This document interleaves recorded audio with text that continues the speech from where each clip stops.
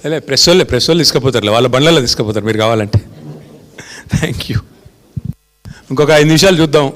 ఇప్పుడు మమ్మల్ని పోనీయారంటే ఆయన రాడంట, మరి ఏం చేయాలి మేము? లేదంటే మీ టీవీ స్టూడియోలలో పెట్టినా ఆడికన్నా వస్తాం. కనీసం మీరు టీవీ స్టూడియో అన్న డిసైడ్ చేయండి, అక్కడికి రావడానికైనా మేము సిద్ధం, లేదా అసెంబ్లీ అయినా సిద్ధం. Thank you. వట్టినాగులపల్లిలో భూముల మీద పడి గూండాగిరి చేసింది ఎవరో అందరికీ తెలుసు. బాంబులు వెళ్తాయని డైలాగులు కొట్టి, తొడలు కొట్టి, జబ్బలు జరిచి చివరికి పారిపోయింది ఎవరో అందరికీ తెలుసు. ఇవాళ లొట్టపీస్ కేసులు పెట్టి గూండాగిరి చేసే ప్రయత్నం చేసి ప్రతిపక్షం గొంతు నొక్కే ప్రయత్నం చేస్తున్నది ఎవరో అందరికీ తెలుసు. ఎన్ని కేసులు పెట్టుకున్నా, మీరు ఎన్ని భూ కబ్జాలు చేసినా అన్నింటినీ కక్కించేది ఖాయం.